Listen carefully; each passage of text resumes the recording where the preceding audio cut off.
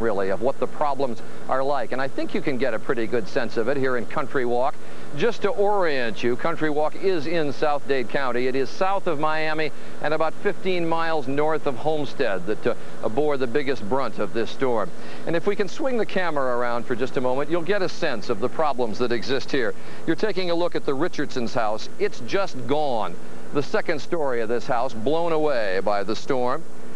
The house has really just been open to the elements now for the past 4 weeks. Swing the camera over next door. That's the cook's house. And you can see, again, slightly more minor roof damage. The house in bad shape, but the Cooks have already begun to rebuild. They're going to stay in this neighborhood. Swinging one more house over, you get a sense there of the side of the roofing. That's the Feldman's house. They haven't decided what to do, whether they'll try to rebuild, whether they'll stay in this neighborhood. They lived in that house till 4 weeks ago. Needless to say, they have not lived there since. This is 149th Lane in the Country Walk subdivision. We're going to walk along the lane in this half hour, talk to the neighbors, get a sense of how they're doing. The story of 149th Lane in the Country Walk subdivision here in South Dade County. This subdivision so hard hit, as we showed you in the last half hour. And when you look behind me, you think that if these houses were in good shape, this could almost be the back lot of a movie studio. The houses must have been that neat and that tidy, and it almost looks like something out of Ozzie and Harriet. And yet right here along the street, everything really that remained of John and Lola Hartford's house, they got pretty much destroyed.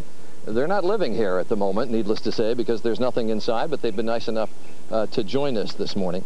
Where did you ride out the storm? I was in Chicago on business, so I was one of the fortunate ones in the neighborhood. You weren't, though. No, I went with friends to Orlando. When you came back, what struck you most about the house? The devastation. When we walked in the front door, I could not believe you could see the sky. And you were mentioning, for instance, in that credenza back there, the doors just blew out. What else?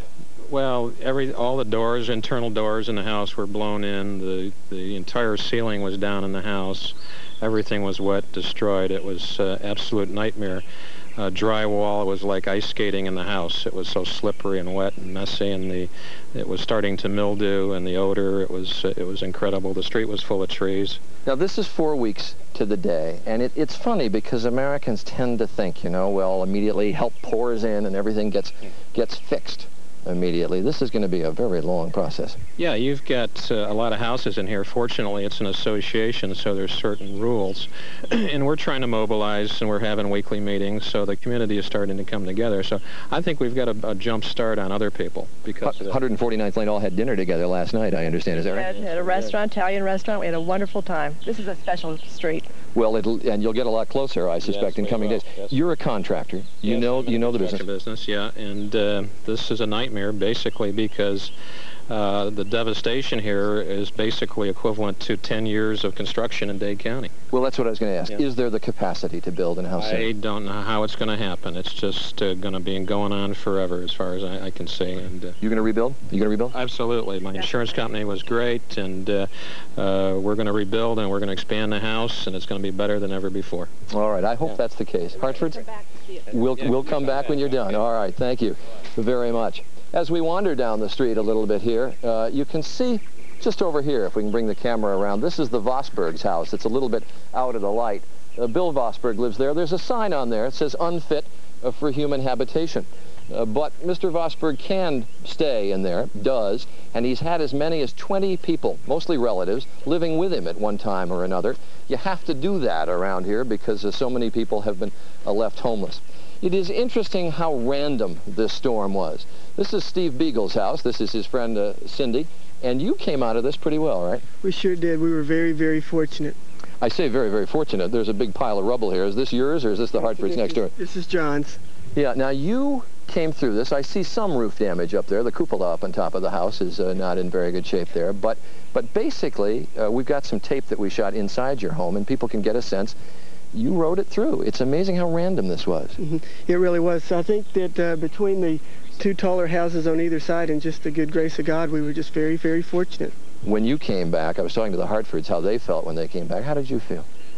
Well, we were here for the storm, and I would look out the window occasionally and see all the trees going by and the debris. And John actually called me from Chicago. He was out of town and asked me how his place looked. I said, "We'll call back in about an hour. We can't get out of the house yet." Cindy, did you, let me have you turn so the camera can see you. Did you stay in the house along with Steve during the storm? I did. That is a very good friend. Very courageous of me, I know. It is amazing. I was mentioning in the last half hour, this actually was not in the evacuation zone. Is that right? That's correct. We weren't in the evacuation zone. It almost looks, when I look at this, as if it was a tornado that came through. I mean, the devastation and the damage is so complete. Was it, or was it just sustained high winds? We really don't know. We've thought that it probably was tornadoes, but the Weather Service said that that was fairly unlikely, that 165-mile-an-hour winds for that period of time would do this anyway. It is amazing. All right, Steve Beagles, Cindy, thank you very much. And again, we wander up a little further. We're going to be going into a home in just a few moments, and you'll get a sense of what it's like inside. We're going to go in the Fitzroy's home. I have something interesting as soon as I get up here. I've got a picture of what the front of the Fitzroy's home looked like before the storm. It was very comfortable. As I say, this all looks like something out of Ozzie and Harriet, a Hollywood back lot, maybe. And yet now, the home is pretty much ruined. The trees have just been pushed off the street. We're going to go inside in a moment, talk to Andrew and Maura Fitzroy, who live here, and the Feldmans, who were next door and who rode out the storm in their house as well. We'll be right back. Take a commercial break. Good Morning America continues from 149th Lane in the country. Coming up now on 19 minutes after the hour, we've come inside of the Fitzroy's house to give you some sense of what must have been like. They huddled inside this house, inside this bathroom for the 3.5 hours when the storm really raged the hardest. You can see what happened to the bathroom. You can imagine what kind of an ordeal it must have been like for those 3.5 hours. Coming down the hallway now into the kitchen, you see what happened to the kitchen cabinets. There's really no ceiling in this room, and Andy and Maura Fitzroy live here. I was talking to the Hartfords up the street about whether they're going to rebuild. Are you? Absolutely. Better than ever, they said. Do you really have a sense of that? Definitely. We love this development, and we feel that, you know, now we're even closer to our neighbors than we ever have been, so it's definite that we'll be back. It's been 4 weeks, and as I was saying to them, people expect things to happen so fast. What has happened here so far in 4 weeks? Not very much.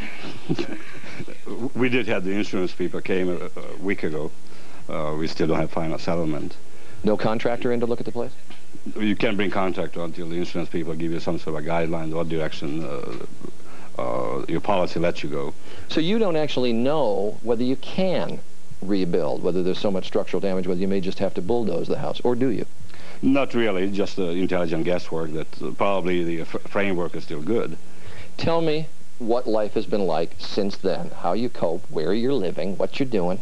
Well, you know, my husband said to me, it's surprising the people who come through for you when you have a devastation like this. And a friend of ours who we were neighbors with in Dallas, she came through with an apartment, temporary. We would never have dreamed that she would have come through with a housing for us. But 50 miles from here. 50 miles from here, I was going to say, so that's where you're living now. Well, all right, thank you very much for letting us come into, I hate to say it, what's left of the house. Coming through the doorway now into what was a bedroom of the Fitzroys. And standing in here are Mitch and Lisa Feldman. Let me have you come up. And there's a third member of the family that's also here that they can introduce. This is Matthew, right? And how old is Matthew? He's 9 months old. Now, tell me, since I know you were huddled in the house, what was Matthew doing? Pretty much sleeping. He slept through the storm? Yeah, most of it. He was in a blanket in the closet with Lisa. And he pretty much was good through the whole storm. Now tell me what that period of time was like. We saw the bathroom where the Fitzroys were huddled. Tell me what it was like in the closet with Matthew. It was terrifying because you were just so scared that the house was going to fall down around you and what you would do if that happened. You were just trying to protect yourselves. You didn't care about anything else. Was Mitch there at the time? Yes, he was. So it was 3 of you in the closet at the time? Actually, there was 4 of us. My mom was in there also. Yeah. Not in the closet. She was in the closet in the room. But we were at one end of the house, but the exterior wall of the west wall collapsed. It's actually pushed out. Do you rebuild? We're thinking about it, yes. It's still a decision to be made? We have to basically settle with our insurance and see what happens from there. Everything depends, as the Fitzroys were saying, everything really depends on what the insurance people do, huh? Yes, yes, and they were out here yesterday, and we're waiting. They said that in about a week they'll let us know. They took measurements of the house, and and they'll let us know what in about a week. Tell me about things like food, ice, you know, place to live, everything. Has it been easy, or has it been really sort of just scratching from working from scratch for the last 4 weeks? The first week was difficult. There was very little ice and water to go around. You had to drive up to like Fort Lauderdale to get things. Yes, you did. And now it's not like that anymore. Now it's, you know, you can go to a grocery store and they have pretty much everything there. Well, all right. Thank you all. Matthew? Pretty much slept through this too, huh? The story of 149th Lane in the Country Walk subdivision. We'll be back. Good Morning America continues our special series looking at